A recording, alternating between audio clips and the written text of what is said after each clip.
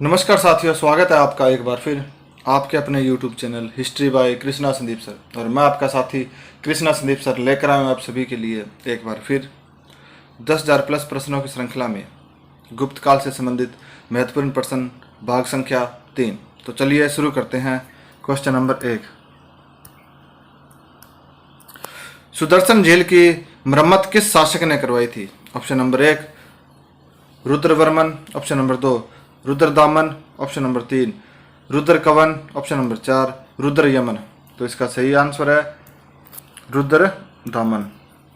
Next question है, निम्नलिखित में से कौन सा ग्रंथ गुप्त काल में रचा गया? Option number 1 Sopan Vasavadatta, option number 2 Amarkosh, option number 3 Vritta कथा, ऑप्शन नंबर 4 काव्य मीमांसा। तो इसका सही आंसर है अमरकोश।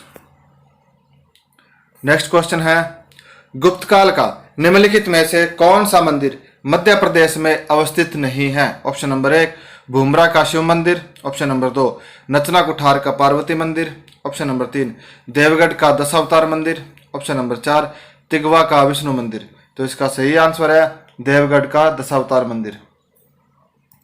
नेक्स्ट क्वेश्चन है, निम्नलिखित में से कौन सी संस्कृत रचना गुप्त काल में नहीं रची गई थी? Option number 1 Kamandak Nitisar, option number 2 Kamasutra, option number 3 Vikramank Devcharit, option number 4 Ritusamhara. तो इसका सही आंसर है विक्रमांक देवचरित। नेक्स्ट क्वेश्चन है, उस स्थान को चिन्हित कीजिए जो प्राचीन काल के दौरान विद्या का केंद्र था। Option number 1 Chunar, option number 2 Arikamedu, option number 3 Bharukachchha, option number 4 Vallabhi. तो इसका सही आंसर है वल्लभी। नेक्स्ट क्वेश्चन है, नालंदा महाविहार के संबंध में अधोलिखित कथनों पर विचार कीजिए। कथन नंबर 1 है, हवेन सांग के अनुसार कुमारगुप्त प्रथम द्वारा महाविहार की स्थापना की गई थी। कथन नंबर 2 है, यह माना जाता है कि महाविहार बख्तियार खिलजी के द्वारा नष्ट कर दिया गया। अब ऑप्शन नंबर देखिए, ऑप्शन नंबर 1 है ना तो ए सही है और ना बी, ऑप्शन नंबर 2 है केवल बी सत्य है, ऑप्शन नंबर 3 केवल ए और बी दोनों सही है, ऑप्शन नंबर 4 केवल ए सत्य है। तो इसका सही आंसर है दोनों कथन सत्य है। नेक्स्ट क्वेश्चन, गुप्त युग में स्त्रियों की स्थिति में गिरावट जिस तथ्य से पता चलती है वह है। ऑप्शन नंबर 1 शिक्षा में कमी, ऑप्शन नंबर 2 संपत्ति के अधिकार का अभाव, ऑप्शन नंबर 3 पर्दा प्रथा, ऑप्शन नंबर 4 सार्वजनिक जीवन का अभाव। तो इसका सही आंसर है शिक्षा में कमी। उच्च वर्ग की स्त्रियों को थोड़ी शिक्षा दी जाती थी जिसका उद्देश्य इतना ही था कि बुद्धिमत्ता पूर्ण वार्तालाप कर सके, परंतु सार्वजनिक जीवन में भाग लेना उनके लिए आवश्यक नहीं समझा गया। अल्पायु में ही विवाह की प्रथा के विकास के कारण स्त्री शिक्षा को धक्का पहुंचा और बाल विवाह के कारण समुचित रूप से विद्याभ्यास का अवसर कन्याओं से छिन गया। अतः गुप्त काल में स्त्रियों को सामाजिक दिशा में ह्रास हुआ। नेक्स्ट क्वेश्चन है, विशाख दत्त के प्राचीन भारतीय नाटक मुद्रा राक्षस की विषय वस्तु है। ऑप्शन नंबर 1 प्राचीन हिंदू जनश्रुति के देवताओं और राक्षसों के बीच संघर्ष के बारे में, ऑप्शन नंबर 2 एक आर्य राजकुमार और एक कबीली महिला की प्रेम कथा के बारे में, ऑप्शन नंबर 3 दो आर्य कबीलों के बीच सत्ता के संघर्ष की कथा के बारे में, ऑप्शन नंबर 4 चंद्रगुप्त मौर्य के दरबार में राज दरबार की दुर्भी संधियों के बारे में। तो इसका सही आंसर है चंद्रगुप्त मौर्य के समय में राज दरबार की दुर्भी संधियों के बारे में। विशाख दत्त गुप्त काल की विभूति थे। इनके 2 नाटक प्रसिद्ध हैं, मुद्रा राक्षस और देवी चंद्रगुप्तम। मुद्रा राक्षस में चंद्रगुप्त मौर्य के जीवन से संबंधित घटनाओं का उल्लेख मिलता है। नेक्स्ट क्वेश्चन है, गुप्त वंश की स्वर्ण मुद्राओं को किस नाम से जाना जाता है? ऑप्शन नंबर 1 शतमान, ऑप्शन नंबर 2 कारशापण, ऑप्शन नंबर 3 रूपक, ऑप्शन नंबर 4 दिनार। तो इसका सही आंसर है दिनार। नेक्स्ट क्वेश्चन है, गुप्तकालीन मुद्राओं पर अंकित श्रेणी कुलिक निगम लेख से तात्पर्य है? ऑप्शन नंबर 1 साहूकारों एवं शिल्पियों का निगम। ऑप्शन नंबर 2 व्यापारियों एवं कृषकों का निगम। ऑप्शन नंबर 3 नगर प्रशासन चलाने वाला निगम। ऑप्शन नंबर 4 है राज्य के लिए कर वसूलने वाला निगम। तो इसका सही आंसर है साहूकारों एवं शिल्पियों का निगम। गुप्तकालीन मुद्राओं पर अंकित श्रेष्ठ कुलिक निगम साहूकारों एवं शिल्पियों के निगम के लिए प्रयुक्त किया गया है। नेक्स्ट क्वेश्चन है हर्ष की मृत्यु हुई। ऑप्शन नंबर 1 447 ईस्वी में। ऑप्शन नंबर 2 547 ईस्वी में। ऑप्शन नंबर 3 647 ईस्वी में। ऑप्शन नंबर 4 है 747 ईस्वी में। तो इसका सही आंसर है 647 ईस्वी में। हर्ष ने संभवतः 647 ईस्वी तक राज्य किया। नेक्स्ट क्वेश्चन है भारत के पूर्वी तट पर स्थित किस बंदरगाह से दक्षिण पूर्व एशिया के साथ व्यापार और वाणिज्य होता था? Option number 1 Rikamedu. Option number 2 Tamralipti. Option number 3 Kalyan. Option number 4 Sopara. तो इसका सही आंसर है ताम्रलिप्ति। ताम्रलिप्ति ऐसा बंदरगाह है जहां से गुप्त नरेश दक्षिण पूर्वी एशिया से व्यापारिक संपर्क स्थापित कर सकते थे। नेक्स्ट क्वेश्चन है गुप्त प्रशासन में प्रथम कुलिक पदाधिकारी से तात्पर्य है? ऑप्शन नंबर 1 कुल का प्रधान। ऑप्शन नंबर 2 व्यापारियों का प्रधान। ऑप्शन नंबर 3 मुख्य शिल्पी। ऑप्शन नंबर 4 मुख्य दंडाधिकारी। तो इसका सही आंसर है मुख्य शिल्पी। नेक्स्ट क्वेश्चन है कुमारगुप्त प्रथम के मंदसौर अभिलेख में उल्लेखित श्रेणी संगठन का नाम था? ऑप्शन नंबर 1 दंतकार। ऑप्शन नंबर 2 तंतुवाय। ऑप्शन नंबर 3 कुलेक। ऑप्शन नंबर 4 तेलिक। तो इसका सही आंसर है तंतुवाय। कुमारगुप्त कालीन मंदसौर लेख से पता चलता है जिससे ज्ञात होता है कि पटवाई श्रेणी या तंतुवाय श्रेणी लाट नरेश को छोड़कर दसपुर में जाकर बस गया। नेक्स्ट क्वेश्चन है गुप्त तथा गुप्तोत्तर अभिलेखों में वर्णित नल शब्द का आशय है? ऑप्शन नंबर 1 सिंचाई का साधन। ऑप्शन नंबर 2 भूमि का नाप। ऑप्शन नंबर 3 जल निकाय व्यवस्था। ऑप्शन नंबर 4 अनाज की माप। तो इसका सही आंसर है भूमि का नाप। गुप्त अभिलेखों में भूमि की नाप का उल्लेख नलों यानी नड़ों में किया गया है। नेक्स्ट क्वेश्चन है गुप्त शासकों में परम भागवत उपाधि धारण करने वाला प्रथम कौन था? Option number 1 Samudragupta. Option number 2 Chandragupta द्वितीय। ऑप्शन नंबर 3 कुमारगुप्त प्रथम। Option number 4 Ramagupta. तो इसका सही आंसर है समुद्रगुप्त। समुद्रगुप्त के नालंदा ताम्रपत्र अभिलेख से पता चलता है कि उसने परम भागवत की उपाधि धारण की थी। यह मूलतः दान पत्र है जिसमें ब्राह्मणों को अग्रहार देने की शर्तों पर प्रकाश डाला गया है।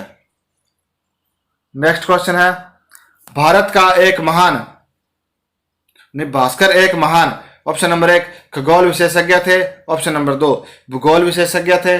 ऑप्शन नंबर 3 नाटककार थे।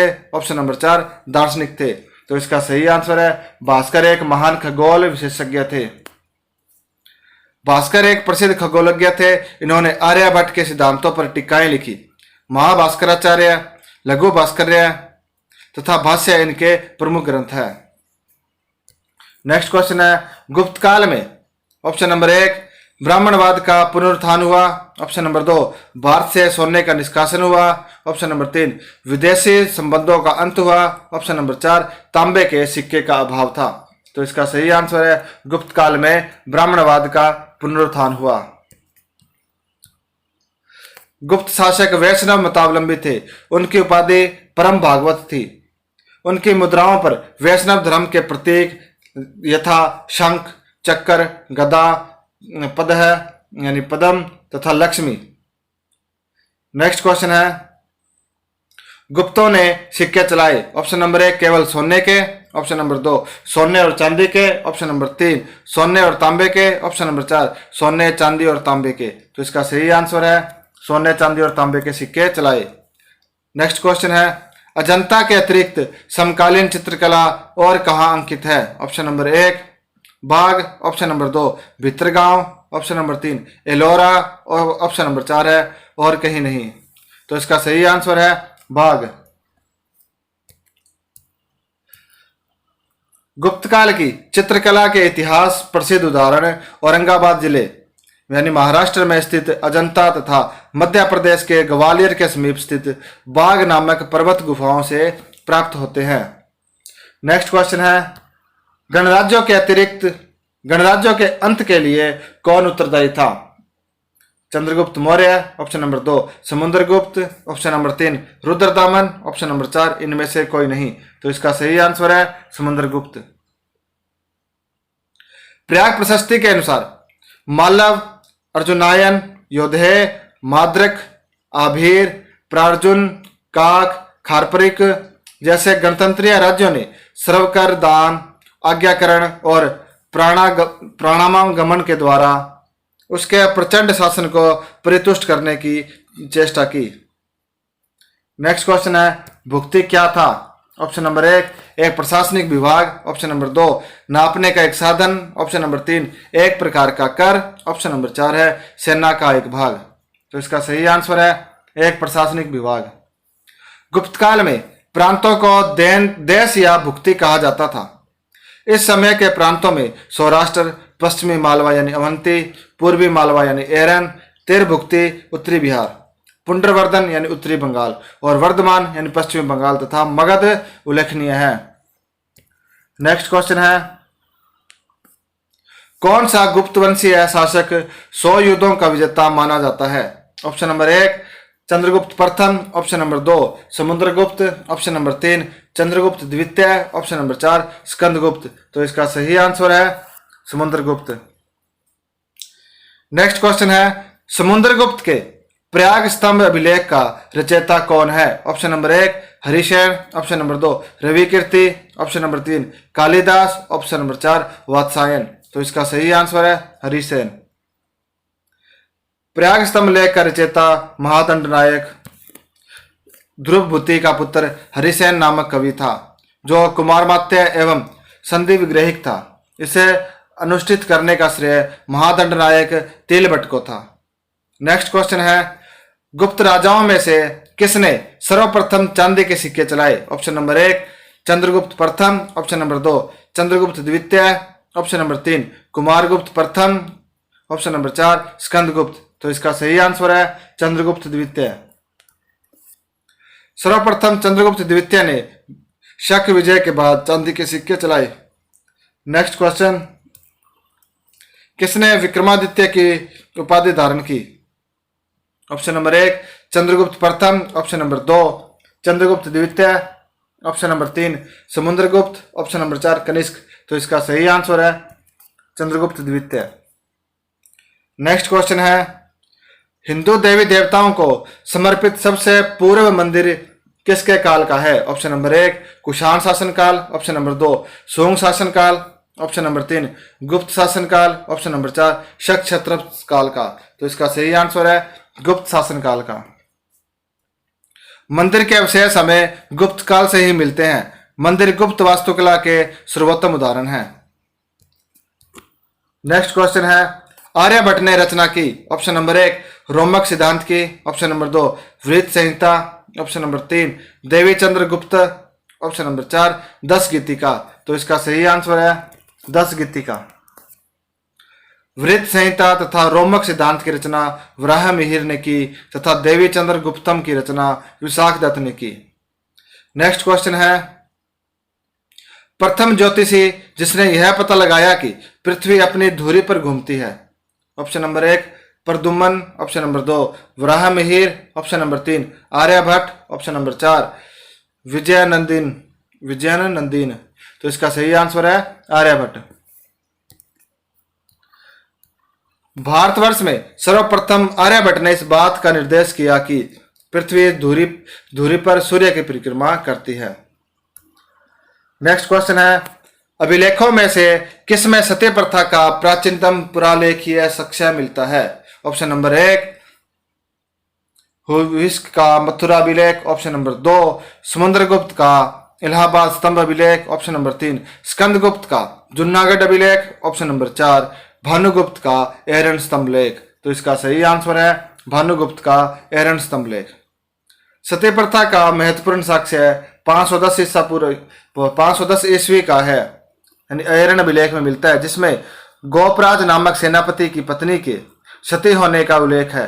यह एक स्मारक के रूप में स्थापित किया गया है। नेक्स्ट क्वेश्चन है, गुप्त काल में किसने आयुर्विज्ञान विषयक रचना की? Option number 1 Somel, option number 2 Shudraka, option number 3 Shaunaka, option number 4 Sushruta. तो इसका सही आंसर है सुश्रुत। नेक्स्ट क्वेश्चन है, एलिफेंटा की गुफाएं निम्न धर्म के मतावलंबियों के उपयोग के लिए काटकर बनाई गई थी। ऑप्शन नंबर 1 बौद्ध धर्म, ऑप्शन नंबर 2 जैन धर्म, ऑप्शन नंबर 3 शैव धर्म, ऑप्शन नंबर 4 वैष्णव धर्म। तो इसका सही आंसर है शैव धर्म।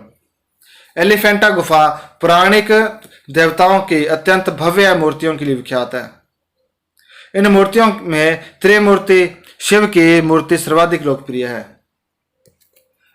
नेक्स्ट क्वेश्चन है, प्रयाग स्तंभ की अभिलेख के अनुसार किस प्रकार का व्यवहार समुद्रगुप्त द्वारा दक्षिण भारत के राजाओं के साथ किया गया? ऑप्शन नंबर 1 उनका हिंसक उन्मूलन, ऑप्शन नंबर 2 बंदी बनाकर मुक्त कर देना, ऑप्शन नंबर 3 उनकी स्थायी स्वतंत्रता, ऑप्शन नंबर 4 उनके संपूर्ण विस्थापन के पश्चात उनके राज्य का अधिग्रहण। तो इसका सही आंसर है बंदी बनाकर मुक्त कर देना। समुद्रगुप्त ने दक्षिणी राज्यों के प्रति ग्रहण मोक्षानुग्रह की नीति अपनाई, अर्थात पहले जीतकर पुनः अपना करद बनाकर स्वतंत्र कर देना, यानी अपना गुलाम बनाकर स्वतंत्र कर देना। नेक्स्ट क्वेश्चन है, बाल विवाह की प्रथा आरंभ हुई? ऑप्शन नंबर 1 मौर्य काल, ऑप्शन नंबर 2 कुषाण काल, ऑप्शन नंबर 3 गुप्त काल, ऑप्शन नंबर 4 हर्षवर्धन के काल में। तो इसका सही आंसर है गुप्त काल में। भक्ति संप्रदाय का उदय रेगिस्तान वंश में हुआ? ऑप्शन नंबर 1 मुगल काल, option number 2 Chola, option number 3 Maurya, option number 4 है गुप्त। तो इसका सही आंसर है गुप्त। इलाहाबाद स्तंभ उत्कीर्णन में किन की उपलब्धियों का उल्लेख है? Option number 1 Samudragupta, option number 2 Chandragupta, option number 3 Vikramaditya, option number 4 Skandagupta. तो इसका सही आंसर है समुद्रगुप्त। नेक्स्ट क्वेश्चन है, निम्न में से कौन समुद्रगुप्त के दरबार में कवि और मंत्री था? Option number 1 Tansen, option number 2 Harisena, option number 3 Tulsidas, option number 4 Banabhatta. तो इसका सही आंसर है हरिसेन। प्रयाग प्रशस्ति का कौन सा श्लोक समुद्रगुप्त के नागों के विरुद्ध लड़े युद्धों का विवरण देता है? ऑप्शन नंबर 1 तीसरा, ऑप्शन नंबर 2 चौथा, ऑप्शन नंबर 3 छठा, ऑप्शन नंबर 4 सातवां। तो इसका सही आंसर है सातवां। नेक्स्ट क्वेश्चन है, प्रयाग प्रशस्ति में समुद्रगुप्त के कितने प्रत्यंत राज्यों यानी सीमावर्ती राज्यों का उल्लेख है? Option number 1 3, option number 2 5, option number 3 है 7, ऑप्शन नंबर 4 है 10। तो इसका सही आंसर है 5।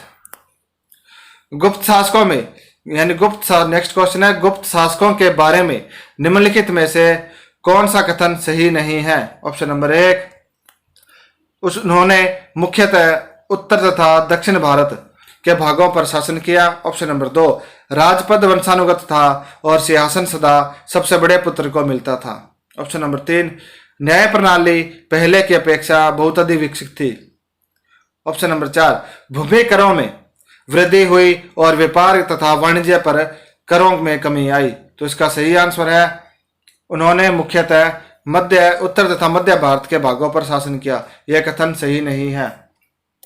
नेक्स्ट क्वेश्चन है, गुप्त काल में किसने आयुर्विज्ञान विषयक रचना की? Option number 1 Somel, option number 2 Shudraka, option number 3 Shaunaka, option number 4 Sushruta. तो इसका सही आंसर है सुश्रुत। नेक्स्ट क्वेश्चन, एलिफेंटा की गुफाएं निम्न धर्म के मतावलंबियों के लिए काटकर बनाई गई थी। ऑप्शन नंबर 1 बौद्ध धर्म, ऑप्शन नंबर 2 जैन धर्म, ऑप्शन नंबर 3 शैव धर्म, ऑप्शन नंबर 4 वैष्णव धर्म। तो इसका सही आंसर है शैव धर्म। नेक्स्ट क्वेश्चन, विशाख दत्त के प्राचीन भारतीय नाटक मुद्रा राक्षस की विषय वस्तु है।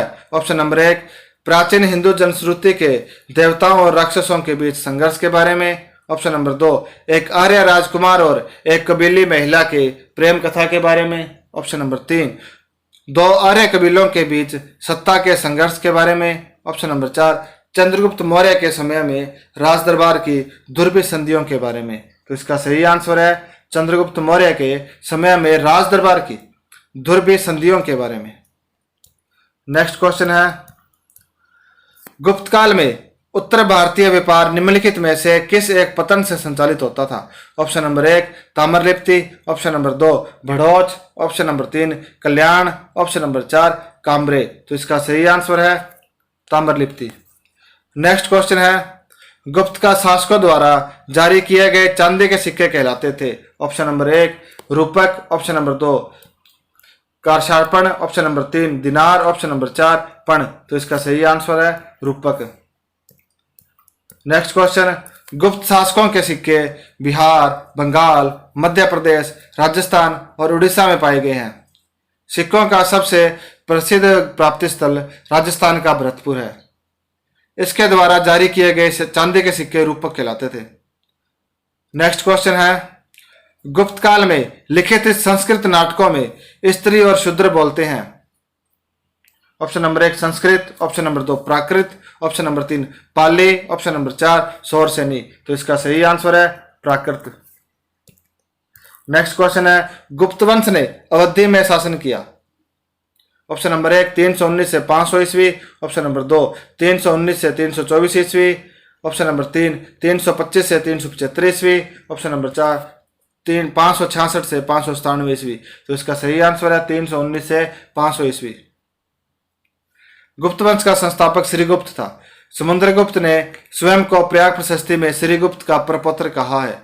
गुप्त वंश का शासन अवधि समय 319 से 500 ईस्वी तक माना जाता है। नेक्स्ट क्वेश्चन है, किसके शासन काल में हुणों ने भारत पर हमला किया। ऑप्शन नंबर 1, चंद्रगुप्त प्रथम। Option number 2, Samudragupta. Option number 3, Chandragupta द्वितीय। Option number 4, Skandagupta. तो इसका सही आंसर है स्कंदगुप्त। जूनागढ़ अभिलेख में इस बात का उल्लेख है कि सिंहासन पर बैठने के समय स्कंदगुप्त यानी 455 से 467 ईस्वी को मलेच्छों के रूप में कुख्यात हुणों के आक्रमण से जूझना पड़ा। स्कंदगुप्त ने अंततः हुणों को पराजित कर दिया। नेक्स्ट क्वेश्चन है, तोरमान किस जातीय दल का था। Option number 1, सेथियन। ऑप्शन नंबर 2, हुण। Option number 3, युच्ची। ऑप्शन नंबर 4, शक। तो इसका सही आंसर है हुण। तोरमान हुण था जिसने गुप्त काल में भारत पर आक्रमण किया। हुण मध्य एशिया में निवास करने वाली जाति थी।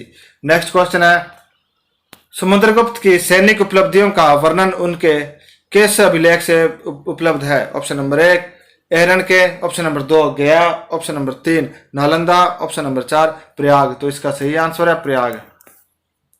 गुप्त वंश के महान शासक समुद्रगुप्त के दरबारी कवि हरिसेन द्वारा समुद्रगुप्त की उपलब्धियों का वर्णन प्रयाग प्रशस्ति में किया गया है। यह चंपू शैली में लिखा गया है। नेक्स्ट क्वेश्चन है, कालिदास की साहित्यिक कृति कौन सी नहीं है। Option number 1, Mrichchhakatikam. Option number 2, Meghadutam. Option number 3, Ritusamhara. Option number 4, विक्रमोर्वशीय। तो इसका सही आंसर है मृच्छकटिकम। मृच्छकटिकम महाकवि शूद्रक की नाट्य कृति है। महाकवि कालिदास ने मेघदूत, ऋतुसंहार तथा विक्रमोर्वशीय नामक ग्रंथों की रचना की है। नेक्स्ट क्वेश्चन है, निम्नलिखित में से किस का प्राचीन भारत के आयुर्वेद शास्त्र से संबंध नहीं है। Option number 1, Dhanvantari. Option number 2, Bhaskaracharya. Option number 3, Charak. Option number 4, Sushruta. तो इसका सही आंसर है भास्कराचार्य, क्योंकि ये खगोलज्ञ एवं गणितज्ञ थे। नेक्स्ट क्वेश्चन है, कौन सा राजवंश हुणों के आक्रमण से अत्यंत विचलित हुआ। Option number 1, Maurya. Option number 2, Kushan. Option number 3, गुप्त। ऑप्शन नंबर 4, सुंग। तो इसका सही आंसर है गुप्त। गुप्त शासक स्कंदगुप्त के काल में हुणों के प्रबल आक्रमण हुए, जिसका नेता खुशनेबाज था, परंतु स्कंदगुप्त ने इस आक्रमण को विफल कर दिया। नेक्स्ट क्वेश्चन है, निम्न में से किस काल में स्त्रियों की पुरुषों से बराबरी थी। ऑप्शन नंबर 1, गुप्त काल में। ऑप्शन नंबर 2, मौर्य काल में। ऑप्शन नंबर 3 चोलों में, ऑप्शन नंबर 4 इनमें से कोई नहीं। तो इसका सही आंसर है गुप्त काल में। गुप्त काल में स्त्रियों की पुरुषों से बराबरी थी, पर्दा प्रथा इत्यादि का कोई प्रमाण नहीं मिलता। नेक्स्ट क्वेश्चन है, गुप्त काल का कौन सा शासक भारतीय नेपोलियन के नाम से जाना जाता है? Option number 1 Chandragupta, option number 2 Samudragupta, option number 3 Kumaragupta, option number 4 Skandagupta. तो इसका सही आंसर है समुद्रगुप्त। गुप्त काल के शासक समुद्रगुप्त को भारतीय नेपोलियन के नाम से जाना जाता है।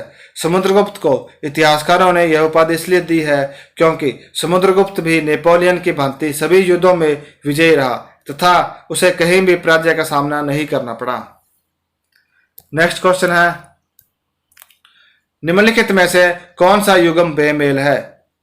Option number 1 Kalhana Rajatarangini, option number 2 Banabhatta Harshacharita, option number 3 Patanjali अर्थशास्त्र, ऑप्शन नंबर 4 कालिदास कुमार संभव। तो इसका सही आंसर है पतंजलि अर्थशास्त्र।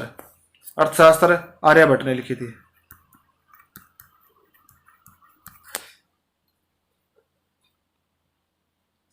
अर्थशास्त्र ग्रंथ की रचना चंद्रगुप्त मौर्य के राजनीतिक गुरु कौटिल्य, चाणक्य, विष्णुगुप्त मूल नाम इनकी इसने की थी और इसकी विषय वस्तु राजनीति है। और पतंजलि ने आयुर्वेद की रचना की थी, आयुर्विज्ञान की।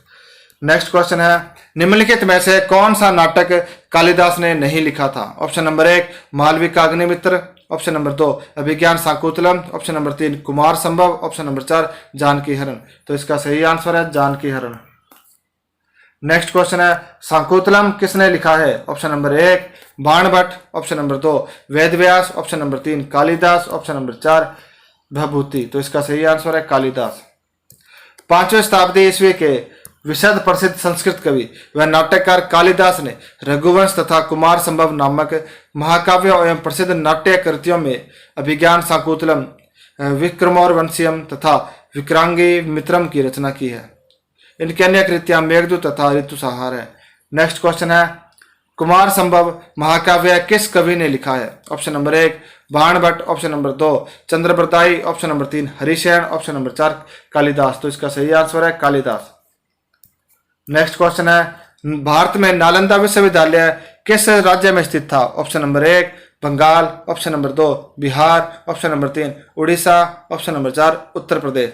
तो इसका सही आंसर है बिहार। नेक्स्ट क्वेश्चन है, गुप्त शासन के दौरान निम्नलिखित में से ऐसा कौन व्यक्ति था जो एक महान खगोल विज्ञानी और गणितज्ञ था? Option number 1 Bhanugupta, option number 2 Banabhatta, option number 3 Aryabhatta, option number 4 Varahamihira. तो इसका सही आंसर है आर्यभट्ट।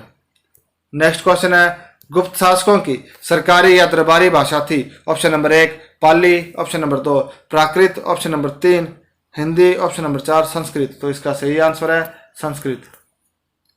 नेक्स्ट क्वेश्चन है, गुप्त वंश का वह राजा कौन था जिसने हुणों को भारत पर आक्रमण करने से रोका? Option number 1 Kumaragupta, option number 2 Samudragupta, option number 3 Skandagupta, option number 4 Chandragupta. तो इसका सही आंसर है स्कंदगुप्त। नेक्स्ट क्वेश्चन है, गुप्त राजवंश किस लिए प्रसिद्ध था? ऑप्शन नंबर 1 कला एवं स्थापत्य, ऑप्शन नंबर 2 साम्राज्यवाद, ऑप्शन नंबर 3 राजस्व एवं भूमिकर, ऑप्शन नंबर 4 है साहित्यिक कार्यों का संरक्षण। तो इसका सही आंसर है कला एवं स्थापत्य। नेक्स्ट क्वेश्चन है, अजंता कलाकृतियां किससे संबंधित है? ऑप्शन नंबर 1 हड़प्पा काल से, ऑप्शन नंबर 2 मौर्य काल से, ऑप्शन नंबर 3 बुद्ध काल से, ऑप्शन नंबर 4 गुप्त काल से। तो इसका सही आंसर है गुप्त काल।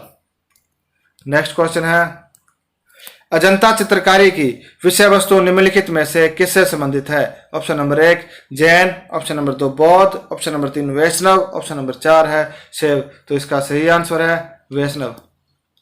नेक्स्ट क्वेश्चन, उत्तर गुप्त युग में जो विश्वविद्यालय प्रसिद्ध हुआ वह था? Option number 1 Ranchi, option number 2 Takshashila, option number 3 Nalanda, option number 4 Vallabhi. तो इसका सही आंसर है नालंदा। नेक्स्ट क्वेश्चन है, एरन अभिलेख का संबंध किस शासक से था? Option number 1 Brahmagupta, option number 2 Chandragupta प्रथम, ऑप्शन नंबर 3 है चंद्रगुप्त द्वितीय, ऑप्शन नंबर 4 है भानुगुप्त। तो इसका सही आंसर है भानुगुप्त। नेक्स्ट क्वेश्चन, फाहियान किसके शासनकाल में भारत आया था? ऑप्शन नंबर 1 चंद्रगुप्त प्रथम, option number 2 Ashok, option number 3 Harshvardhan, option number 4 Chandragupta द्वितीय। तो इसका सही आंसर है चंद्रगुप्त द्वितीय के काल में आया था। नेक्स्ट क्वेश्चन है भारतीय संस्कृति का स्वर्ण युग था। ऑप्शन नंबर 1 मौर्य काल, ऑप्शन नंबर 2 राजपूत काल, ऑप्शन नंबर 3 चौल काल, ऑप्शन नंबर 4 गुप्त काल। तो इसका सही आंसर है गुप्त काल। नेक्स्ट क्वेश्चन है फाहियान कहाँ का निवासी था। Option number 1 Bhutan, option number 2 America, option number 3 चीन, ऑप्शन नंबर 4 है बर्मा। तो इसका सही आंसर है चीन। नेक्स्ट क्वेश्चन है सेतुबंध का रचनाकार परवन सेन द्वितीय किस वंश का शासक था। ऑप्शन नंबर 1 शक, option number 2 Kanva, option number 3 Vakataka, option number 4 है सातवाहन। तो इसका सही आंसर है वाकाटक। नेक्स्ट क्वेश्चन है मेहरौली यानी दिल्ली स्थित लोहा स्तंभ का निर्माण किस सदी में हुआ। ऑप्शन नंबर 1 चतुर्थ सदी, ऑप्शन नंबर 2 सप्तम सदी, ऑप्शन नंबर 3 तृतीय सदी, ऑप्शन नंबर 4 द्वितीय सदी। तो इसका सही आंसर है चतुर्थ सदी में। नेक्स्ट क्वेश्चन है फाहियान और हैंसांग रेगिस्तान के राज्यों को देखा। ऑप्शन नंबर 1 चंद्रगुप्त मौर्य एवं हर्ष, ऑप्शन नंबर 2 हर्ष एवं चंद्रगुप्त विक्रमादित्य, ऑप्शन नंबर 3 चंद्रगुप्त विक्रमादित्य एवं कृष्णदेव राय, ऑप्शन नंबर 4 चंद्रगुप्त विक्रमादित्य एवं हर्षवर्धन। तो इसका सही आंसर है चंद्रगुप्त विक्रमादित्य एवं हर्षवर्धन। नेक्स्ट क्वेश्चन है धन्वंतरी थे। ऑप्शन नंबर 1 चंद्रगुप्त मौर्य के विख्यात general, option number 2 Chandragupta Vikramaditya के राज दरबार के नवरत्न में से एक जो कि प्रसिद्ध चिकित्सक थे, ऑप्शन नंबर 3 है हर्षवर्धन के यानी हर्ष के समय के एक प्रसिद्ध नाटककार, ऑप्शन नंबर 4 है अशोक के राज दरबार में संगीतज्ञ। तो इसका सही आंसर है चंद्रगुप्त विक्रमादित्य के राज दरबार के नवरत्नों में से एक जो एक प्रसिद्ध चिकित्सक थे। नेक्स्ट क्वेश्चन है गुप्तकालीन शासन प्रणाली किस प्रकार की थी। ऑप्शन नंबर 1 राजतंत्रात्मक, ऑप्शन नंबर 2 लोकतंत्रात्मक, ऑप्शन नंबर 3 गणतंत्रात्मक, ऑप्शन नंबर 4 इनमें से कोई नहीं। तो इसका सही आंसर है राजतंत्रात्मक। नेक्स्ट क्वेश्चन है कुमार संभव महाकाव्य किस कवि ने लिखा। Option number 1 Banabhatta, option number 2 Chandbardai, option number 3 Harisena, option number 4 Kalidas. तो इसका सही आंसर है कालिदास। नेक्स्ट क्वेश्चन है नालंदा विश्वविद्यालय की स्थापना का युग है। Option number 1 Maurya, option number 2 Kushan, option number 3 गुप्त, ऑप्शन नंबर 4 पाल। तो इसका सही आंसर है गुप्त। नेक्स्ट क्वेश्चन गुप्त युग में भू राजस्व की दर थी। ऑप्शन नंबर 1 उपज का चौथा भाग, ऑप्शन नंबर 2 उपज का छठा भाग, ऑप्शन नंबर 3 उपज का आठवां भाग, ऑप्शन नंबर 4 है उपज का आधा। तो इसका सही आंसर है उपज का छठा भाग। नेक्स्ट क्वेश्चन है नगरों का क्रमिक पतन किस काल की एक महत्वपूर्ण विशेषता थी। ऑप्शन नंबर 1 गुप्त काल, ऑप्शन नंबर 2 प्रतिहार काल, option number 3 Rashtrakuta, option number 4 Satavahana. तो इसका सही आंसर है गुप्त काल। नेक्स्ट क्वेश्चन किस वंश के शासकों ने मंदिरों एवं ब्राह्मणों को सबसे अधिक ग्राम अनुदान में दिए। Option number 1 Gupta, option number 2 Pala, option number 3 Rashtrakuta, option number 4 Pratihara. तो इसका सही आंसर है गुप्त। नेक्स्ट क्वेश्चन दिल्ली के मेहरौली के कुव्वत उल इस्लाम मस्जिद के प्रांगण में स्थित प्रसिद्ध लोहा स्तंभ किसकी स्मृति में है। Option number 1 Ashok, option number 2 चंद्र, ऑप्शन नंबर 3 हर्ष, ऑप्शन नंबर 4 अनंगपाल। तो इसका सही आंसर है चंद्र। कालिदास द्वारा रचित मालवी का अग्निमित्र नाटक का नायक था। Option number 1 Pushyamitra Shunga, option number 2 है गौतमी पुत्र सातकर्णी, ऑप्शन नंबर 3 है अग्निमित्र द्वितीय, ऑप्शन नंबर 4 चंद्रगुप्त द्वितीय। तो इसका सही आंसर है अग्निमित्र द्वितीय। नेक्स्ट क्वेश्चन है समुद्रगुप्त की सैनिक उपलब्धियों का वर्णन उसके किस अभिलेख से होता है। ऑप्शन नंबर 1 एरन, ऑप्शन नंबर 2 गया, option number 3 Nalanda, option number 4 है प्रयाग। तो इसका सही आंसर है प्रयाग। नेक्स्ट क्वेश्चन अजंता गुफाओं के सरीखी जैसी गुफाएं मध्य प्रदेश में कहाँ हैं। ऑप्शन नंबर 1 बाघ यानी Dhar, option number 2 Udayagiri Vidisha, option number 3 Mandu, option number 4 कहीं नहीं। तो इसका सही आंसर है बाघ या धार। नेक्स्ट क्वेश्चन है बाल विवाह की प्रथा प्रारंभ हुई। ऑप्शन नंबर 1 मौर्य काल में, ऑप्शन नंबर 2 कुषाण काल में, ऑप्शन नंबर 3 गुप्त काल में, ऑप्शन नंबर 4 है हर्षवर्धन के काल में। तो इसका सही आंसर है गुप्त काल में। नेक्स्ट क्वेश्चन, निम्नलिखित में से कौन सा गुप्तकालीन मंदिर मध्य प्रदेश में अवस्थित नहीं है? ऑप्शन नंबर 1 देवगढ़ का दशावतार मंदिर, ऑप्शन नंबर 2 तिगवा का विष्णु मंदिर, ऑप्शन नंबर 3 भुमरा का शिव मंदिर, ऑप्शन नंबर 4 नचना कुठार का पार्वती मंदिर। तो इसका सही आंसर है देवगढ़ का दशावतार मंदिर। नेक्स्ट क्वेश्चन है, कंबोज का अंकोर वाट मंदिर किस शासक की कृति का स्मारक है? ऑप्शन नंबर 1 सूर्यवर्मन प्रथम, ऑप्शन नंबर 2 सूर्यवर्मन द्वितीय, option number 3 Indravarman, option number 4 Yashovarman. तो इसका सही आंसर है सूर्यवर्मन द्वितीय। नेक्स्ट क्वेश्चन,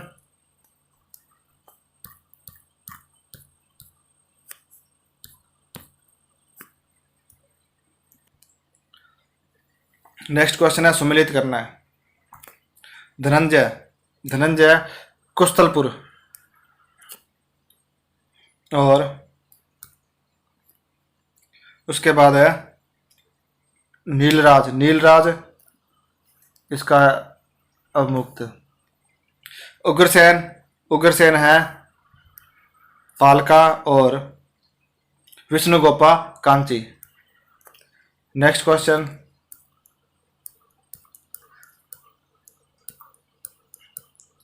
निम्नलिखित में से कौन सा एक कांकेय राज्य में अति महत्वपूर्ण समुद्र पतन था? Option number 1 Kakinada, option number 2 Morpalli, option number 3 Machilipatnam, option number 4 नेलारू। तो इसका सही आंसर है मोरपल्ली।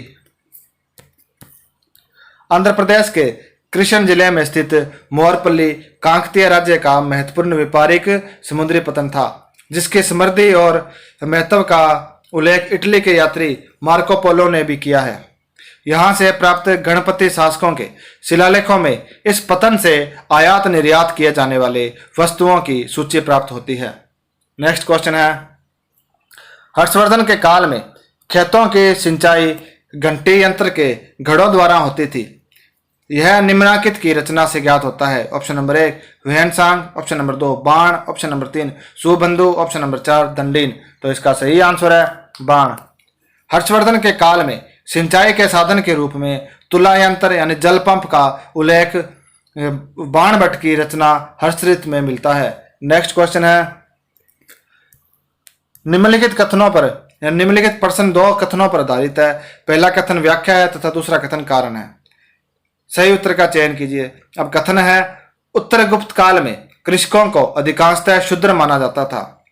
इसका कारण जाति व्यवस्था में जनजातीय वर्ग तेजी से समाविष्ट हो रहा था। अब ऑप्शन नंबर 1 देखिए, कथन ए और बी दोनों सही है और ए है जो आर है जो सही व्याख्या कर रहा है। ऑप्शन नंबर 2 है ए और आर दोनों सही है किंतु इसकी सही व्याख्या नहीं करता। ऑप्शन नंबर 3 है यदि आर गलत है ए सही है। ऑप्शन नंबर 4 है ए तथा आर दोनों गलत है। तो इसका सही आंसर है ए और आर दोनों सही है और इसकी सही व्याख्या कर रहा है। उत्तर गुप्त काल तक सामाजिक ढांचा काफी बदल चुका था। कृषि कार्य अधिकांशतः शूद्रों द्वारा संपन्न कराया जाता था। इस कारण सभी कृषकों को शूद्र माना जाने लगा। इस समय जातीय व्यवस्था में जनजातीय वर्ग तेजी से समावेशित हो रहा था जो प्राय कृषि कार्य ही कर रहे थे। नेक्स्ट क्वेश्चन है, सम्राट हर्षवर्धन ने 2 महान धार्मिक सम्मेलन का आयोजन किया।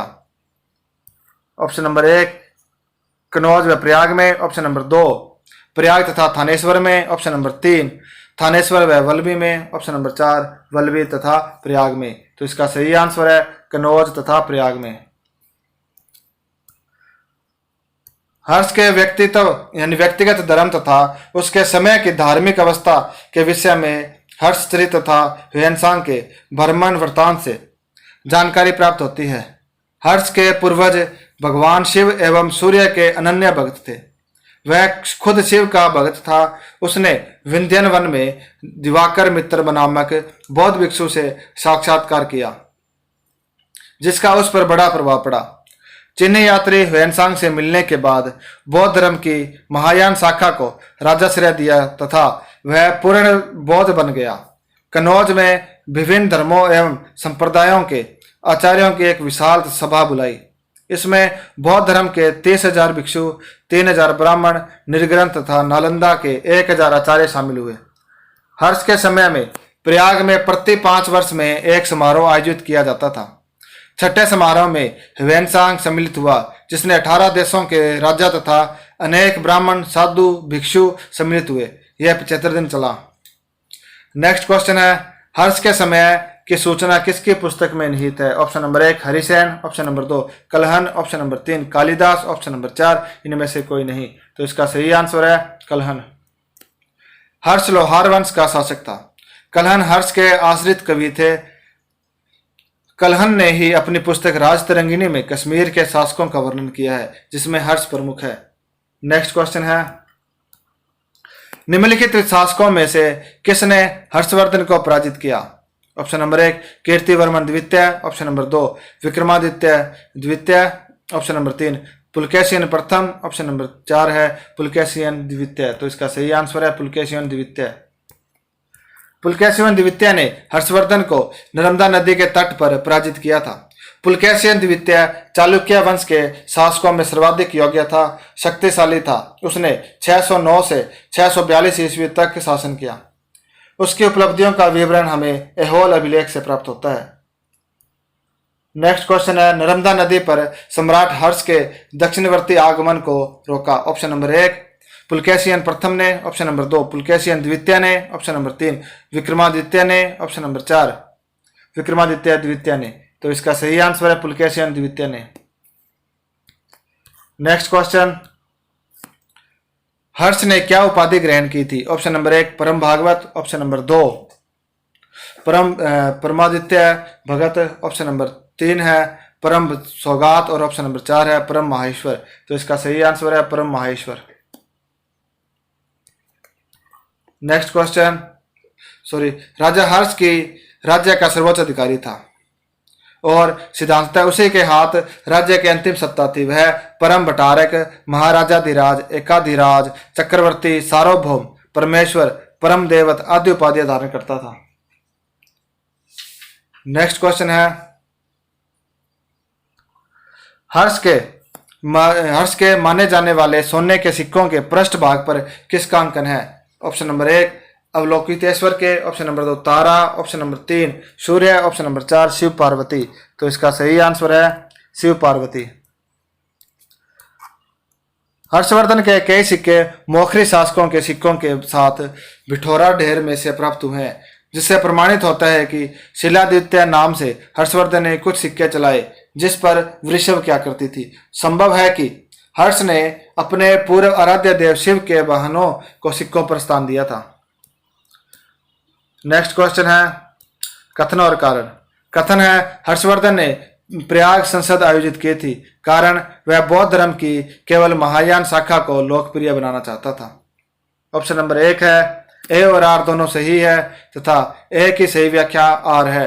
ऑप्शन नंबर 2 है ए और आर दोनों सही है परंतु ए की सही व्याख्या आर नहीं है। ऑप्शन नंबर 3 है ए सही है किंतु आर गलत है। ऑप्शन नंबर 4 है ए गलत है किंतु आर सही है।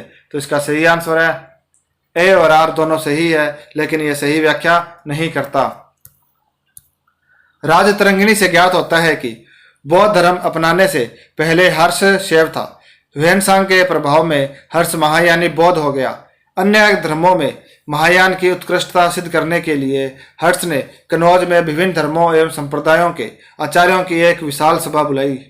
हर्ष के समय में प्रयाग के संगम क्षेत्र में प्रति 5वें वर्ष एक समारोह आयोजित किया जाता था जिसे महामोक्ष परिषद कहा गया। ह्वेनसांग स्वयं 6ठे वर्ष समारोह में सम्मिलित हुआ था। ह्वेनसांग लिखता है कि समारोह में हर धर्मों के लोग आते थे। नेक्स्ट क्वेश्चन, निम्नलिखित कथनों पर विचार कीजिए। कथन और कारण है। कथन है बौद्ध ग्रंथों की खोज में ह्वेनसांग लगभग 2 वर्ष कश्मीर में रहा। कारण उस समय कश्मीर बौद्ध विद्या का एक प्रसिद्ध केंद्र था। ऑप्शन नंबर 1 है ए और आर दोनों सही है और ए की सही व्याख्या आर है। ऑप्शन नंबर 2 है ए और आर दोनों सही है किंतु सही व्याख्या नहीं है।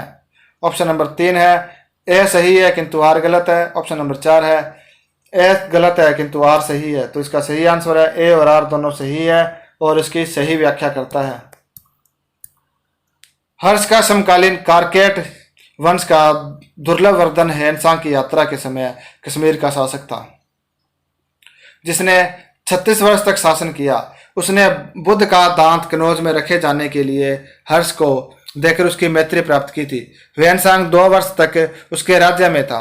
ह्वेनसांग के समय कश्मीर एक प्रमुख बौद्ध केंद्र था जहां के राजा और 20 कर्मचारियों ने हस्तलिखित ग्रंथों की प्रतिलिपियां तैयार करने में सहायता प्राप्त की। नेक्स्ट क्वेश्चन है,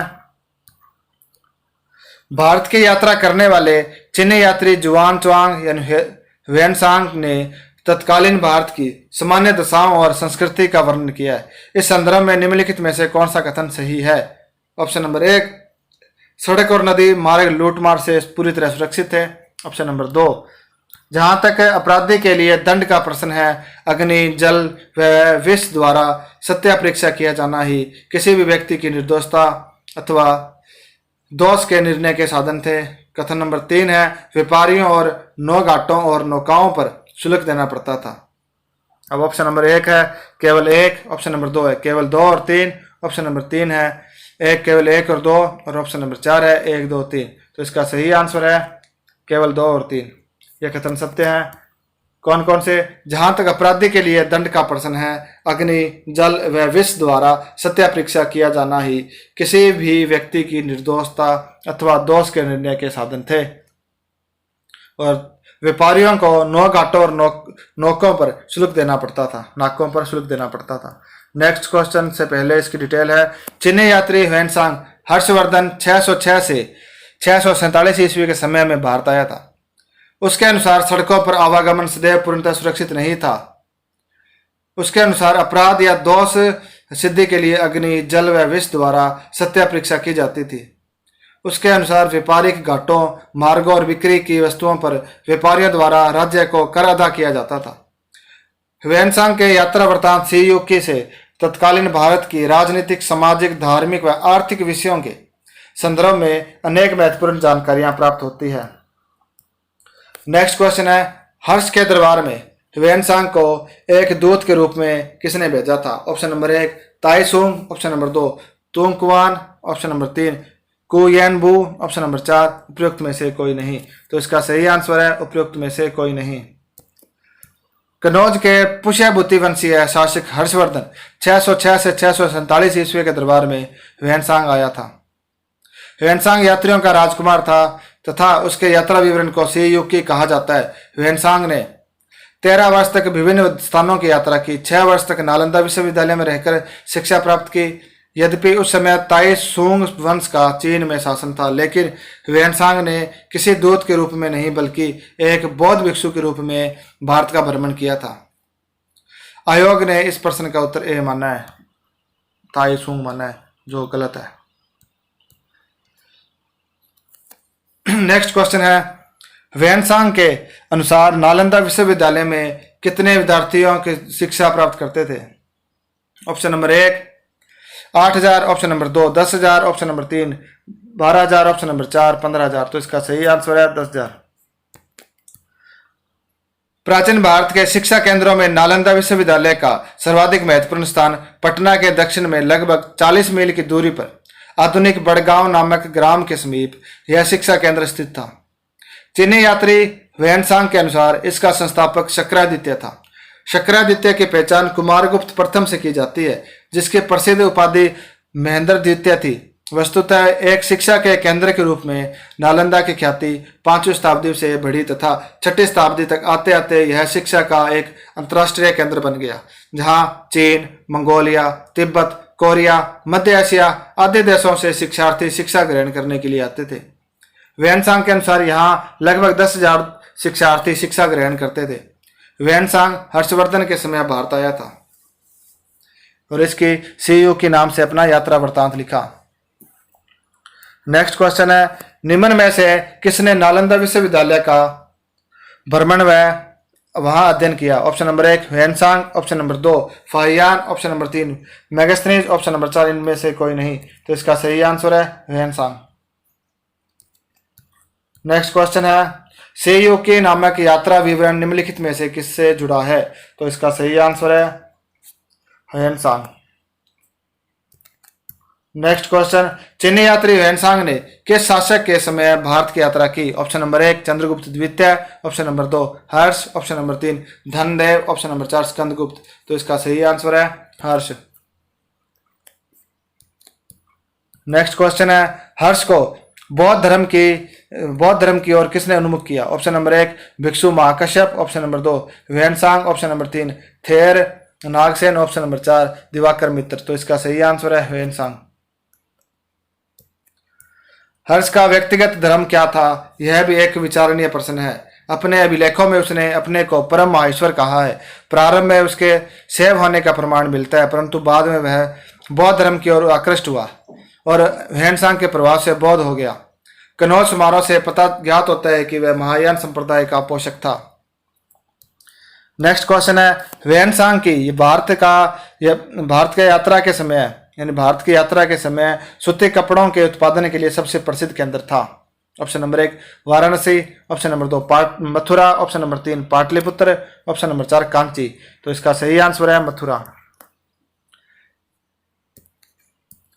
चीनी यात्री ह्वेनसांग ने हर्ष के शासनकाल में भारत की यात्रा की। इसने अपनी यात्रा 29 वर्ष की अवस्था में प्रारंभ की। यात्रा के दौरान ताशकंद समरकंद होता हुआ यह करीब 630 में चंद्र की भूमि भारत के गांधार प्रदेश पहुंचा। गांधार पहुंचने के बाद ह्वेनसांग ने कश्मीर, पंजाब, कपिलवस्तु, वाराणसी, गया एवं कुशीनगर की यात्रा की। कनौज के राजा हर्ष के निमंत्रण पर वह हर्ष के राज्य में करीब 8 वर्ष रहने के पश्चात करीब 643 ईस्वी में स्वदेश वापस लौट गया। ह्वेनसांग ने उस समय रेशम से निर्मित कोशे नामक वस्त्र का जिक्र किया है, जिसका केंद्र वाराणसी था तथा सूती वस्त्रों के लिए मथुरा प्रसिद्ध था। इसके अतिरिक्त शोम, लिलन, कंबल जैसे वस्त्रों का भी उल्लेख किया है। नेक्स्ट क्वेश्चन है हर्ष के साम्राज्य की राजधानी थी? Option number 1 Kannauj, option number 2 Pataliputra, option number 3 Prayag, option number 4 Thaneshwar. तो इसका सही आंसर है कनौज। नेक्स्ट हर्ष ने अपनी बहन राज्यश्री के आग्रह पर कनौज की गद्दी पर बैठना स्वीकार किया और राजधानी भी थानेश्वर से कनौज स्थानांतरित कर दी। हर्षवर्धन लगभग 606 ईस्वी में थानेश्वर की राजगद्दी पर बैठा था। इसके विषय में जानकारी बाण भट्ट द्वारा रचित हर्षचरित से मिलती है। समृद्धि और ऐश्वर्य के कारण कनौज को महोदय नगर भी कहते हैं। नेक्स्ट क्वेश्चन है अपनी समृद्धि एवं ऐश्वर्य के लिए किस प्राचीन नगर को महोदय नगर कहा जाता है? Option number 1 Pataliputra, option number 2 Kanyakubja, option number 3 Ujjaini, option number 4 Kashi. तो इसका सही आंसर है कन्याकुंज या कनौज। नेक्स्ट क्वेश्चन है सम्राट हर्ष ने अपनी राजधानी थानेश्वर से कहां स्थानांतरित की? Option number 1 Prayag, option number 2 Delhi, option number 3 Kannauj, option number 4 Rajagriha. तो इसका सही आंसर है कनौज। नेक्स्ट क्वेश्चन है निम्नलिखित शासकों में से किस एक ने 4 अश्वमेध यज्ञों का संपादन किया? Option number 1 Pushyamitra Shunga, option number 2 Pravarasena प्रथम, option number 3 Samudragupta, option number 4 Chandragupta द्वितीय। तो इसका सही आंसर है प्रवरसेन प्रथम ने। वाकाटक वंश के शासक प्रवरसेन ने 4 अश्वमेध यज्ञों का संपादन करने का श्रेय लिया। शुंग वंश के संस्थापक पुष्यमित्र शुंग ने 2 अश्वमेध यज्ञ संपन्न करवाए। समुद्रगुप्त भारत का नेपोलियन ने अपनी विजय की उद्घोषणा हेतु 1 अश्वमेध यज्ञ करवाया। नेक्स्ट क्वेश्चन निम्नलिखित राजाओं में किसने धर्म महाराज की उपाधि धारण की? Option number 1 Agnimitra, option number 2 Pravarasena प्रथम, ऑप्शन नंबर 3 हर्ष, ऑप्शन नंबर 4 धर्मपाल। तो इसका सही आंसर है प्रवरसेन प्रथम। धर्म महाराज की उपाधि वाकाटक नरेश प्रवरसेन ने धारण की। प्रवरसेन प्रथम वाकाटक वंश का अकेला ऐसा राजा था जिसने सम्राट की उपाधि धारण की। उसके 4 अश्वमेध यज्ञ तथा 1 वाजपेयी यज्ञ किया था। नेक्स्ट क्वेश्चन है निम्न शासकों में से किसे मिहिर कुल द्वारा अपने चरणों की वंदना कराने का श्रेय मिलता है? Option number 1 Skandagupta, option number 2 Yashodharma, option number 3 Kumaragupta, option number 4 Ishana Varma. तो इसका सही आंसर है यशोधर्मा। मिहिर कुल 518 से 523 ईस्वी तोरमान के बाद प्रसिद्ध हूण शासक हुआ। 6ठी शताब्दी यानी 523 ईस्वी के लगभग में मालवा के पराक्रमी शासक यशोधर्मन ने मिहिर कुल को बुरी तरह परास्त किया। मंदसौर से प्राप्त उसके अभिलेख में अति काव्यात्मक ढंग से इस पराजय का विवरण इस प्रकार किया गया है। जिसने भगवान शिव के सिवाय अन्य किसी के सामने मस्तक नहीं झुकाया, जिसकी भुजाओं से आलंगित होने के कारण हिमालय व्यर्थ ही दुर्गम होने का अभिमान करता था, ऐसे मिहिरकुल के मस्तक को अपने बाहुबल से यशोधर्मन ने नीचे झुकाकर उसे पीड़ित कर दिया तथा उसके बालों के जूट में लगे पुष्पों द्वारा अपने दोनों पैरों की पूजा कराई। मंदसौर लेख में मिहिरकुल को सर्वप्रथम पराजित करने का श्रेय यशोधर्मन को दिया जाता है, जो कोरी अतिरंजना प्रतीत होती है। इससे पूर्व ही बालादित्य ने उसे पराजित कर दिया था। स्वयं मंदसौर अभिलेख के अंत साक्ष्य में इस बात की पुष्टि होती है। नेक्स्ट क्वेश्चन है, निम्नलिखित में से किसने हूण शासक मिहिरकुल को पराजित किया? Option number 1 Budhagupta, option number 2 Yashodharman, option number 3 Shashank, option number 4 Prabhakar Vardhan. तो इसका सही आंसर है यशोधर्मन। नेक्स्ट क्वेश्चन है, निम्नलिखित में से कौन सी मैत्रक शासकों की राजधानी थी? Option number 1 Besnagar, option number 2 Gandhara, option number 3 Ujjain, option number 4 Vallabhi. तो इसका सही आंसर है वल्लभी।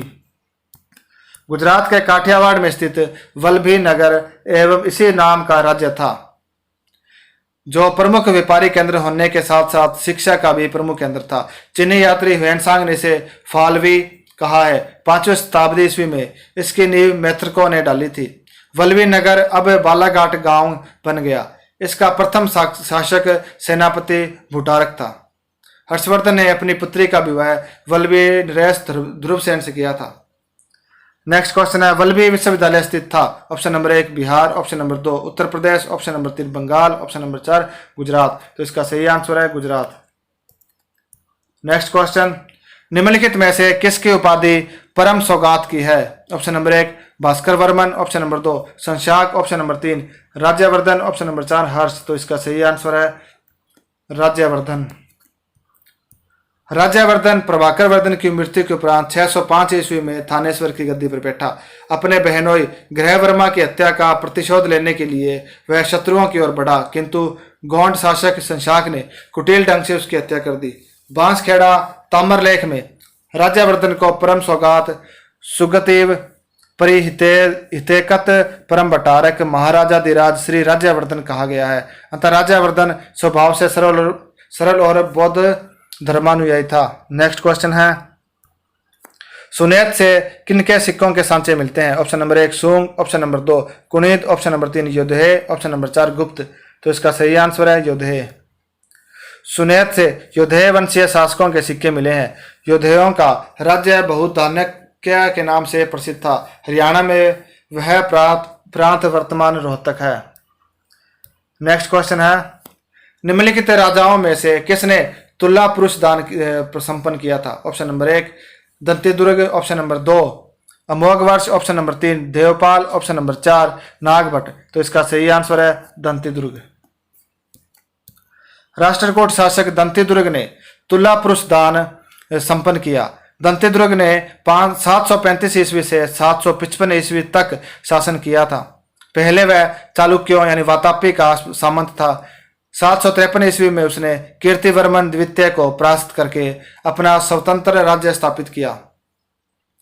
मान्यखेट को अपनी राजधानी बनाया। उसने महाराजाधिराज परम परमेश्वर तथा परम भट्टारक जैसी उपाधियां धारण की। नेक्स्ट क्वेश्चन है, 6ठी 7वीं शताब्दियों में एक मौर्य वंश कहाँ शासन कर रहा था? ऑप्शन नंबर 1 वनवासी, option number 2 Konkan, option number 3 लाट, ऑप्शन नंबर 4 वातापी। तो इसका सही आंसर है लाट। मौर्यों की एक शाखा 6ठी 7वीं शताब्दी में लाट में शासन कर रही थी, जिसको सिसोदिया वंश के प्रारंभिक पुरुष गुहिल ने मारकर भगाया और तदंतर गहलोत वंश की स्थापना की। नेक्स्ट क्वेश्चन है, कदम्बों की राजधानी बनवासी कहाँ स्थित थी? Option number 1 Bijapur option number 2, Dharwad option number 3, Goa option number 4 है नासिक। तो इसका सही आंसर है गोवा। कदम वंशीय कुंतल राज्य महाबलेश्वर पहाड़ियों के मध्य स्थित था, जिसकी राजधानी बनवासी थी, वर्तमान में गोवा के पास स्थित है। नेक्स्ट क्वेश्चन, बौद्ध धर्म की आलोचना एवं बौद्धिक परंपरा के अनुसार समर्थन के लिए विख्यात है। Option number 1 Aryadeva, option number 2 Dharmakirti, option number 3 Kumarila, option number 4 Uma Swami. तो इसका सही आंसर है कुमारिल। दक्षिण भारत के संत कुमारिल भट्ट ने पूर्व मीमांसा दर्शन की स्थापना की। इन्होंने हिंदू धर्म के पुनरुत्थान के लिए कार्य किया तथा बौद्ध धर्म की जमकर आलोचना की। मीमांसा, जिसे पूर्व मीमांसा कहा जाता है, का उद्देश्य वैदिक कर्मकांडों के संबंध में निर्णय देना तथा उनकी दार्शनिक महत्ता को प्रतिपादित करना है। यह मत वेद को अपौरुषेय मानता है तथा अनेक प्रकार की युक्तियों द्वारा वेदों की प्रमाणिकता सिद्ध करने का प्रयत्न करता है। उपनिषद तथा वेदांत उत्तर मीमांसा कहे जाते हैं क्योंकि इनमें कर्मकांडों के स्थान पर ज्ञान का विवेचन मिलता है। पूर्व मीमांसा के प्रणेता जैमिनी हैं, जिनका ग्रंथ मीमांसा सूत्र इस दर्शन का सूत्र है। कुमारिल भट्ट तथा प्रभाकर इनके अन्य दार्शनिक हैं, जिनके नाम पर मीमांसा के 2 स्वतंत्र संप्रदायों का प्रचलन हो गया। मीमांसा का प्रधान विषय धर्म बताया गया है, इसके अनुसार वेद ही धर्म के मूल हैं। नेक्स्ट क्वेश्चन है, निम्नलिखित में से कौन धर्मशास्त्र लेखक पैतृक संपत्ति में पुत्र का जन्मना अधिकार मानते थे? Option number 1 Manu, option number 2 Devala, option number 3 Jimutavahana, option number 4 Vijnaneshwara. तो इसका सही आंसर है विज्ञानेश्वर। कौटुंबिक विधान के संदर्भ में विज्ञानेश्वर की मिताक्षरा एवं जिमुतवाहन की दाएं भाग की विचारधाराएं प्रचलित थी, जिनकी गणना वैधानिक ग्रंथों के उपरांत की जाती थी। बंगाल तथा असम के कुटुंब दाएं भाग एवं शेष भारत में मिताक्षरा के नियम प्रचलित थे। मिताक्षरा के विचारानुसार पुत्र तथा पौत्र के अधिकार गृहस्वामी की मृत्यु के पूर्व ही कौटुंबीय संपत्ति में हो जाते थे, जो केवल परिवार की ओर से न्यासधारी अथवा प्रबंधक होता था। दाएं भाग के अनुसार पिता की मृत्यु के उपरांत ही पुत्रों को संपत्ति प्राप्त करने का अधिकार होता था। नेक्स्ट क्वेश्चन है, गुप्तोत्तरकालीन सामाजिक एवं सांस्कृतिक अवस्था के संबंध में निम्नलिखित में से कौन सा कथन सही नहीं है? ऑप्शन नंबर 1 भूमि अनुदानों की संख्या में वृद्धि, ऑप्शन नंबर 2 जातियों की संख्या में वृद्धि, ऑप्शन नंबर 3 केंद्रीय नियंत्रण की वृद्धि, ऑप्शन नंबर 4 तांत्रिक क्रियाकलापों में वृद्धि। तो इसका सही आंसर है केंद्रीय नियंत्रण में वृद्धि। यह कथन सही नहीं है। नेक्स्ट क्वेश्चन है, डिटेल है इसकी पहले। गुप्तोत्तर काल में भूमि अनुदान की संख्या बढ़ने के कारण नए भू अभिजात वर्गों का तेजी से विकास हुआ। इन नए भूजा अभिजातों के बढ़ने से सामंती प्रवृत्ति का विकास हुआ, जो कि अपनी प्रभुसत्ता को बढ़ाने के लिए निम्न वर्गों पर अत्याचार करते थे और आपस में लड़ते रहते थे, जिससे प्रजा इन पर समर्पित भाव नहीं रखती थी। अतः इस काल में केंद्रीय शक्ति का ह्रास हुआ। सामंतों के पास स्वयं सेना रखने की शक्ति होती थी, सेना का नियंत्रण भी इनके पास था। अतः इस काल में केंद्रीय शक्ति का ह्रास हुआ, सामंतों के पास स्वयं सेना रखने की शक्ति होती थी, सेना का नियंत्रण भी इनके पास था। अतः यह केंद्रीय शक्ति की अवहेलना करने में सक्षम थे। इस काल में परंपरागत 4 वर्ण भी अनेकानेक जातियों में बिखर गए। कई नई जातियां जैसे कायस्थ आदि को इनके अंतर्गत समाहित किया गया। इस समय शूद्र जातियों की संख्या में तेजी से बढ़ोतरी हुई। नेक्स्ट क्वेश्चन है, गुप्तोत्तर काल में स्वर्ण सिक्कों के क्रमशः अनुपस्थित एवं सिक्कों का शरण दर्शाता है कि ऑप्शन नंबर 1 वस्तुएं सस्ती थी, स्वर्ण सिक्के आवश्यक नहीं थे, ऑप्शन नंबर 2 स्वर्ण अनुपलब्ध था, ऑप्शन नंबर 3 मुद्रा आर्थिक स्थिर पड़ गई थी, नंबर 4 है व्यापार का ह्रास हो गया था। तो इसका सही आंसर व्यापार का ह्रास हो गया था। कुषाण युग की तुलना में देखा जाए तो गुप्त युग में व्यापार के ह्रास के पर्याप्त चिन्ह मिलते हैं। आंतरिक दृष्टि से वस्तुओं का उत्पादन व्यापार के लिए कम हो पाता था। जहां तक विदेशी व्यापार का प्रश्न है, उसमें भी पाश्चात्य देशों से हो रहे व्यापार में गिरावट आई। 364 ईस्वी में रोमन साम्राज्य का विभाजन 2 भागों में हो गया और इसके आगामी 100 वर्ष तक अत्यंत कठिनाईपूर्ण थे। रोमन साम्राज्य की स्थिति इतनी डावाडोल थी कि रोम के नागरिक प्राच्य जगत में व्यापार को प्रोत्साहन दे सके। बाह्य व्यापार के गिरावट के कारण गुप्तोत्तर काल में स्वर्ण सिक्कों का लोप होने लगा तथा साधारणतः जनता रोज के विनिमय में वस्तुओं की अदला बदली अथवा कौड़ियों से काम चलाती थी। नेक्स्ट क्वेश्चन है, ताम्रपत्र लेख दर्शाते हैं कि प्राचीन काल में बिहार के राजाओं का संपर्क था। Option number 1 Burma, option number 2 Thailand, option number 3 Cambodia, option number 4 Java Sumatra. तो इसका सही आंसर है जावा सुमात्रा। गुप्त काल के बाद बिहार के साथ समूचे भारतीय क्षेत्र ने व्यापारिक उद्देश्य से दक्षिणी पूर्वी एशिया के देशों के साथ अपनी दोस्ती बढ़ाई, जिसमें इंडोनेशिया में स्थित जावा और सुमात्रा द्वीपों का महत्वपूर्ण स्थान है। पाल शासकों, जिसके साम्राज्य में बिहार का संपूर्ण भाग था, के काल में शैलेंद्र वंशी शासक ने विक्रमशिला विश्वविद्यालय को अनेक गांवों को दान में दिया था। नेक्स्ट क्वेश्चन है, गुप्तोत्तर काल में प्रमुख व्यापारी केंद्र था। Option number 1 Kannauj, option number 2 Ujjain, option number 3 धार, ऑप्शन नंबर 4 देवगिरी। तो इसका सही आंसर है कनौज। कनौज उत्तर प्रदेश में गंगा नदी किनारे बसा एक शहर है। महान सम्राट हर्ष की राजधानी थी। गुप्तोत्तर युग में यह एक प्रमुख व्यापारी केंद्र था। नेक्स्ट क्वेश्चन है, निम्नलिखित में से कौन अत्यंजय नहीं है। ऑप्शन नंबर 1 चंडाल, ऑप्शन नंबर 2 राजक, ऑप्शन नंबर 3 नट, ऑप्शन नंबर 4 यवन। तो इसका सही आंसर है यवन। गुप्तोत्तर काल में अस्पृश्य यानी अतंजय जातियों की संख्या तथा अस्पृश्यता की भावना में वृद्धि हुई। चांडालों को तो बहुत पहले से ही अस्पृश्य माना जाता था, किंतु इस काल की स्मृतियों में 7 अन्य जातियों का उल्लेख है। रजक धोबी, चरमकार चमार, नट यानी वरुड़, चटाई टोकरी आदि बनाने वाले, केवृत, धीवर, भेद, आदिवासी और वराट के नाम अतंजयों की श्रेणी में दिए गए हैं। स्कंद पुराण और वृद्रम में 18 अतंजय जातियों को उल्लेख किया गया है। नेक्स्ट क्वेश्चन है, कौन सा राजवंश मध्य प्रदेश में से संबंधित है। Option number 1 Kalachuri, option number 2 Pratihara, option number 3 Chalukya, option number 4 Kakatiya. तो इसका सही आंसर है कलचुरी। कलचुरी राजवंश मध्य प्रदेश से संबंधित है। यह राजवंश त्रिपुरी एवं जबलपुर में शासन करता था। ज्ञातव्य है कि कलचुरी वंश चैद्य वंश के नाम से भी प्रसिद्ध है। इस वंश की स्थापना कोकल प्रथम ने की थी। त्रिपुरी कलचुरियों की राजधानी थी। कलिंग विजय के बाद कर्णदेव ने त्रिकलिंगाधिपति की उपाधि धारण की थी। नेक्स्ट क्वेश्चन है, हर्ष का समकालीन शासक था। Option number 1 Bimbisara, option number 2 Bhaskar Varma, option number 3 Ajatashatru, option number 4 Rudrasen.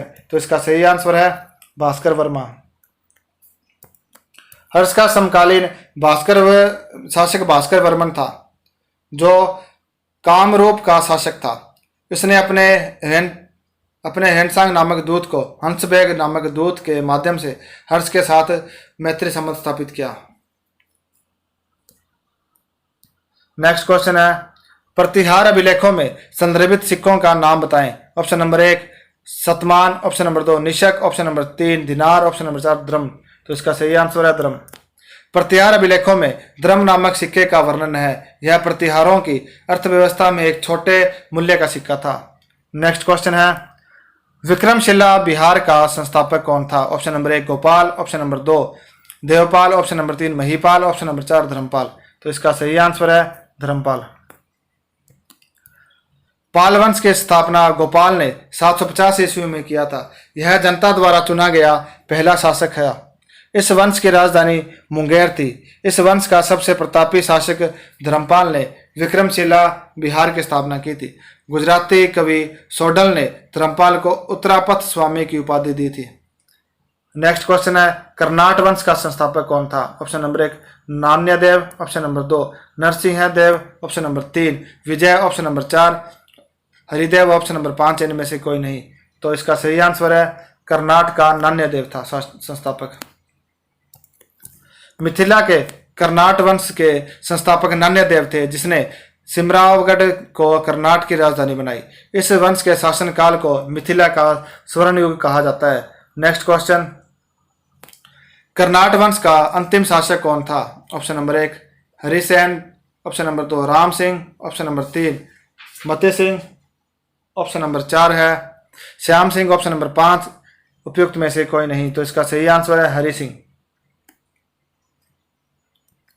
Mithila के कर्नाट वंश की स्थापना नान्य देव ने की थी। इस वंश के अंतिम शासक हरि सिंह देव कला एवं साहित्य के संरक्षक थे। नेक्स्ट क्वेश्चन है, चालुक्य शासक पुलकेशिन की हर्ष पर विजय का वर्ष था। ऑप्शन नंबर 1 612 ईस्वी, ऑप्शन नंबर 2 618 ईस्वी, ऑप्शन नंबर 3 622 ईस्वी, ऑप्शन नंबर 4 है 634 ईस्वी।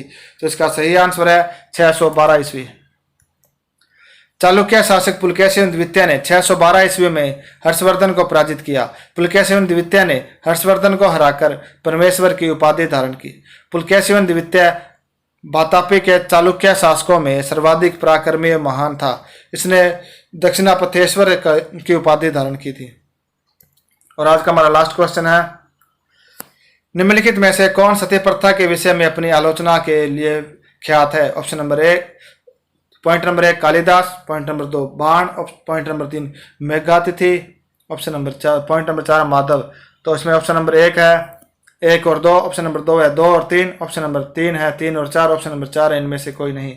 तो इसका सही आंसर है 2 और 3, यानी बाण और मेधातिथि ने सती प्रथा की आलोचना की थी। चतुर्थ सदी की ईस्वी के लगभग सती प्रथा लोकप्रियता प्राप्त करने लगी। वात्सायन, भास, कालिदास तथा शूद्रक जैसे लेखकों ने इसका उल्लेख किया है। सती प्रथा के प्रचलन का प्रथम अभिलेखीय प्रमाण गुप्त काल का है। 510 ईस्वी के एरन लेख से पता चलता है कि गुप्त नरेश भानुगुप्त का मित्र गोपराज हुणों के विरुद्ध लड़ता हुआ मारा गया, तो उसकी पत्नी अग्नि में जलकर मरी थी। लेकिन महाकवि बाणभट्ट इसका विरोध करते हुए इसे महान मूर्खतापूर्ण कार्य बताया, जिसका कोई फल नहीं होता। यह आत्महत्या है जिसका अनुगमन करने वाली स्त्री नरकगामिनी होती है। मेधातिथि इसे आत्महत्या मानते हुए स्त्रियों के लिए निषेध बताते हैं। देवभट्ट का विचार है कि सती होना विधवा ब्रह्मचारी रहने की अपेक्षा अधिक जघन्य है। तो आज के लिए बस इतना ही साथियों, मिलते हैं कल कुछ नए क्वेश्चनों के साथ। तब तक के लिए धन्यवाद। अगर वीडियो पसंद आए तो इसे लाइक कीजिए, शेयर कीजिए और यूट्यूब चैनल को सब्सक्राइब जरूर कीजिए साथियों।